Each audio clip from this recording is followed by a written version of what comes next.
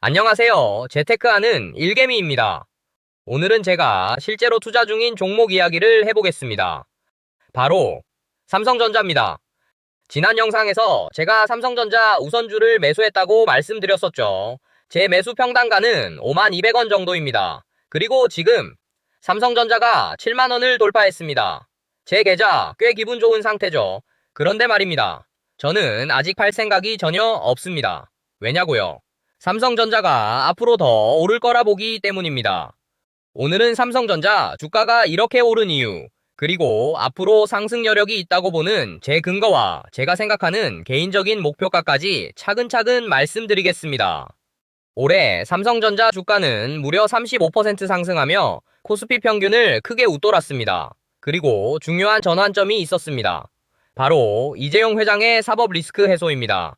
이재용 회장이 경영에 전념할 수 있는 환경이 만들어지면서 시장에서는 대규모 투자와 글로벌 계약이 더 빨라질 것이라는 기대감이 커졌습니다.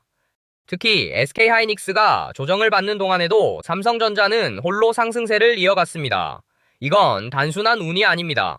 삼성전자를 밀어올린 굵직한 이유들이 있죠. 올해 삼성전자가 주목받은 가장 큰 이유는 글로벌 대형 계약과 첨단 공정 시장 선점입니다. 정리해보자면 세 가지 이유로 요약할 수 있는데요.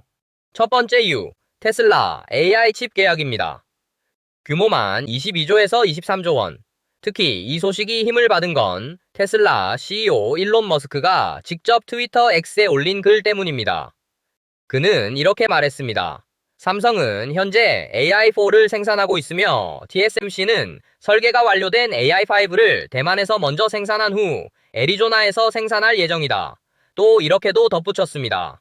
삼성은 테슬라가 제조 효율을 극대화할 수 있도록 허용했고, 이는 매우 중요한 사안이다. 내가 직접 현장을 방문해 진행 속도를 가속화하겠다. 이 정도면 단순한 계약이 아니라 테슬라의 핵심 차세대 기술 파트너로 인정받은 셈입니다. 두 번째 이유, 애플과 이미지 센서 전장 시장 모멘텀입니다. 먼저 2029년부터 아이폰에 삼성 이미지 센서가 들어갑니다. 기존 소니 독점 시장을 뚫은 건데요. 이는 2억 화소 카메라 기술력을 인정받은 결과입니다.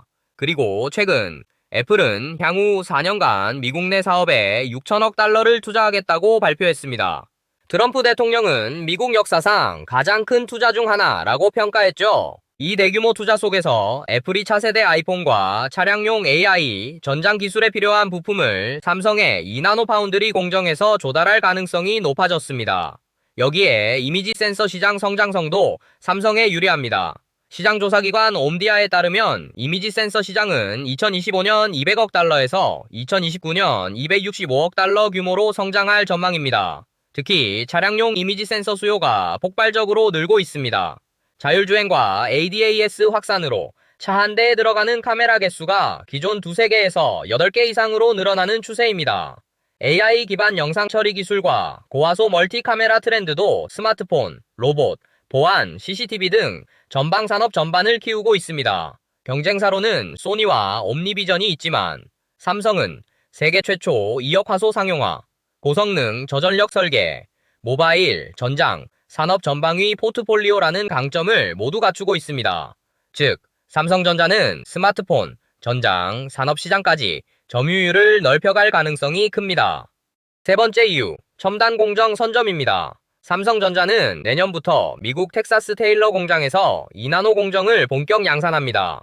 반면 TSMC의 미국 애리조나 2나노 공장은 공사 인허가 지연과 현지 인력 부족 문제로 2030년에야 완공될 예정입니다. 게다가 본사가 있는 대만은 전력 수급이 불안정합니다. TSMC는 2022년 기준 대만 전체 전력의 약 8%를 쓰고 있고 2030년엔 10에서 12%까지 늘어날 전망이지만 탈원전 정책과 전력망 한계로 안정적인 공급이 쉽지 않습니다. 이런 상황에서 미국 공장까지 늦게 가동되니 삼성은 이미 미국에 생산 거점을 마련하고 내년부터 2나노를 양산할 수 있다는 점에서 시장과 고객사 유치 경쟁에서 훨씬 유리한 고지를 선점하게 되는 겁니다. 이런 흐름 속에서 삼성전자는 파운드리 점유율을 서서히 확대할 수 있는 발판을 마련한 겁니다. 하지만 앞으로 주가를 크게 움직일 또 다른 핵심 동력은 메모리 분야입니다. 그 중에서도 특히 주목해야 할 것이 바로 엔비디아와의 HBM 공급 계약입니다. 현재 삼성전자는 엔비디아와 퀄리피케이션 테스트, 즉 품질 인증 테스트를 진행 중입니다. 이 테스트를 통과해야 대량 납품이 가능합니다. 시장에서는 올해 안에 5세대 HBM3 공급 가능성이 점점 높아진다고 보고 있습니다. 만약 계약이 성사된다면 삼성전자의 메모리 사업 가치가 재평가되고 내년 주가 8, 9만 원 돌파 가능성도 높습니다. 다만 단기적으로는 7만 원 후반, 8만 원 구간에 매물대가 두텁게 자리 잡고 있어서 이 구간을 돌파하는 데 시간이 걸릴 수 있습니다. 저는 이렇게 보고 있습니다.